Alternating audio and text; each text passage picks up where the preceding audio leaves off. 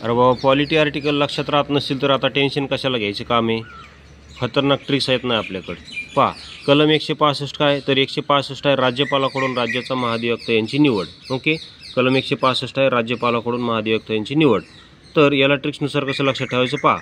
Tricks अशी की पहाटे महादेवाला पाया पडायला माझ्यासोबत जो येईल त्याचीच निवड मी महाधिवक्ता म्हणून करेल अशी राज्यपाल म्हणाले. तर पहा, आता असं का म्हणलं मी, कारण पहाटे आणि पहाटे म्हणजे 65 तेव्हा कलम 165 नुसार त्यांची निवड केली जाते. आणि महादेवाला असं का म्हणलं, कारण पहा, महाधिवक्ता आणि महादेव, हे पहा, महाधिवक्ता आणि महादेव दोन्ही शब्द सुरुवातीला काय तर महा आहे. तर ट्रिक्स एवढीच लक्षात ठेवायची की राज्यपाल म्हणले पहाटे महादेवाला माझ्यासोबत जो पाया पडायला येईल त्याचीच निवड मी महाधिवक्ता म्हणून करल असं राज्यपाल म्हणाले. बघा, अशा ट्रिक्स जर तुम्हाला संपूर्ण पॉलिटी आर्टिकल्सची पेड PDF हवी असेल तर या नंबरवर तुम्ही संपर्क करू शकता. तसेच MPSC बाबा ट्रिक्स हे आपलं टेलिग्राम चॅनल आहे, ते जॉईन करून तुम्ही इतर सब्जेक्टच्या ट्रिक्स पण पाहू शकता. आता नुसतं 65 काय पहा, नुसतं 65, तर नुसतं 65 आहे उपराष्ट्रपतीचे प्रभारी राष्ट्रपती म्हणून कार्य, उपराष्ट्रपतींचे प्रभारी राष्ट्रपती म्हणून कार्य. तर याची ट्रिक्स पहा, याची ट्रिक्स पण तशीच आहे, पहाटे ट्रिक्स अशी आहे 65 पहाटे, म्हणजे जोपर्यंत उपराष्ट्रपती हे राष्ट्रपतीचे कार्य करतात तोपर्यंत त्यांना ऑफिसला रोज पहाटे यावं लागतं, अशी ट्रिक्स आहे.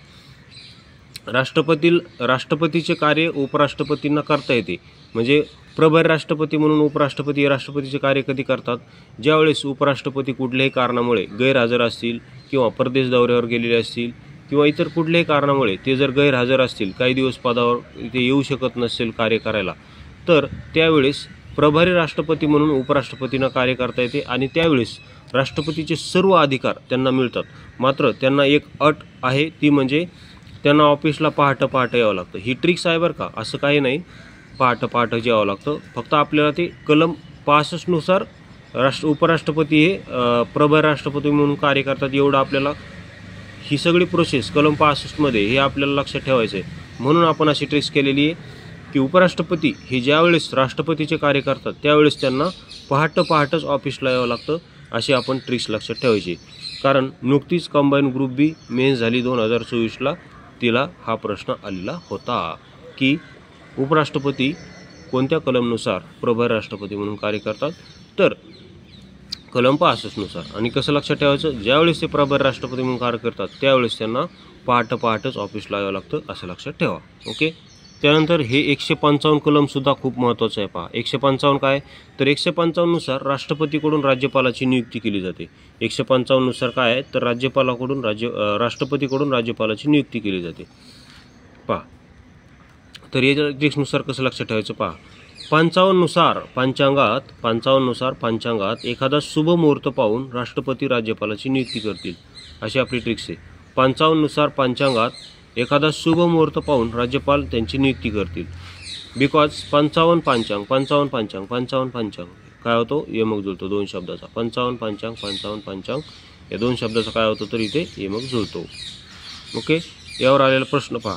खालील कोणत्या कलमनुसार राष्ट्रपती राज्यपालाची नियुक्ती करतात, तर कंबाईन गटक मुख्य 2023ला आला होता. तुमच्या समोर 4 ऑप्शन आहेत, 53, 54, 55, 56. तर काय 55. बऱ्याच पोरांनी त्यावेळेस 153 लिहिलं होतं. तर 153 काय आहे, तर 153 मध्ये राज्यपालाची तरतूद आहे. राज्यपाल या पदाची तरतूद 153 मध्ये, मात्र 155 नुसार राष्ट्रपतीकडून त्यांची नियुक्ती केली जाते.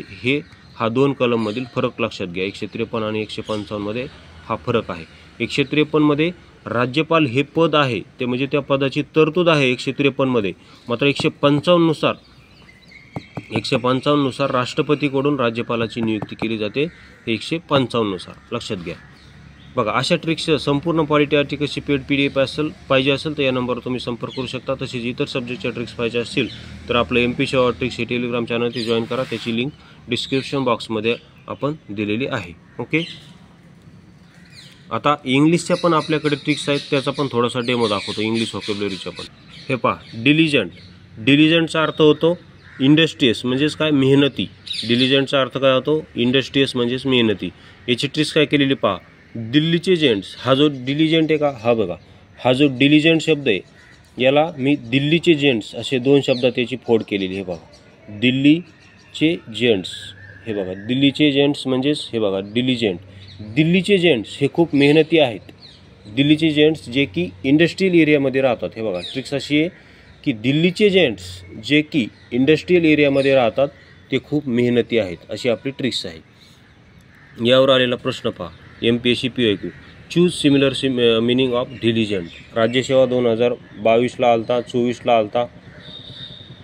तर याचं योग्य आन्सर पहा इंडस्ट्रियस. डिलिजंट हे बघा चूज सिमिलर मिनिंग ऑफ डिलिजंट. डिलिजंट राज्यसेवा 22 आणि 24ला.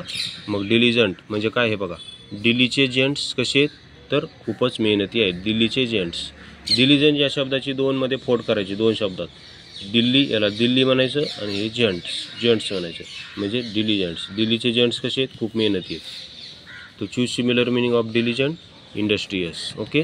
त्यानंतर पहा he is a very industrious worker. He is a very industrious worker. He is a very industrious worker. ASO 2014 आणि 2011 लावला होता. तर इंडस्ट्रियसचा समानार्थी काय मग डिलिजंट. ओके. तर अशा आपल्या खतरनाक ट्रिक्स आहेत. हे संपूर्ण ट्रिक्सची पेड PDF हवी असेल तर त्या नंबरवर तुम्ही संपर्क करू शकता. तसेच आपल्याकडे एवढंच नाही तर सायन्सचे पण ट्रिक्स आहेत. हे पहा हे बघा टिक्का डिसीज ऑफ ग्राउंडनट हा कोणत्या फंगसमुळे पडतो. नुकतीच कंबाईन ग्रुपची झाली 2024ची 1 जून 2025ला. तिला प्रश्न आला होता. टिक्का डिसीज ऑफ ग्राउंडनट म्हणजे ग्राउंडनट म्हणजे भुईमुग. भुईमुगावर जो रोग पडतो त्याचं नाव आहे टिक्का डिसीज. टिक्का डिसीज नाव आहे त्याचं. टिक्का डिसीज हा भुईमुगावर रोग पडतो. तर याची कशामुळे पडतो तर सर्कोस्पोरा पर्सोनाटामुळे पडतो. कशामुळे सर्कोस्पोरा पर्सोनाटा. तर याची ट्रिक्स अशी आहे की टिंक्या नावाच्या पोराची सोनाटा घड्याळ ग्राउंडवर खेळताना हरवली. टिंक्या नावाच्या पोराची सोनाटा घड्याळ ही ग्राउंडवर खेळताना हरवली. अशी आपली ट्रिक्स आहे. ग्राउंड म्हणजे ग्राउंडनट. ओके. पहा तर अशा आपल्या खतरनाक ट्रिक्स आहे. टिंक्या म्हणजे टिक्का आणि ग्राउंड म्हणजे ग्राउंडनट आणि पोराची म्हणजे सर्कोस्पोरा आणि पर्सोनाटा म्हणजे सोनाटा. हे बघा सोनाटा पर्सोनाटा आणि सोनाटा नाव आहे. पर्सोनाटामध्ये सोनाटा हा नाव दिसते आणि सर्कोस्पोरामध्ये तुम्हाला पोरा हे नाव दिसते. आणि टिंक्या म्हणजे टिक्का असं लक्षात ठेवा. तर अशा आपल्या ट्रिक्स आहेत. जर आवडत असेल तर आपल्या टेलिग्राम चॅनल जॉईन करा MPSC अवर ट्रिक्स. तसेच यूट्यूब चॅनल पण सबस्क्राईब करा. तसेच तुमच्या मित्रांना शेअर करा. धन्यवाद.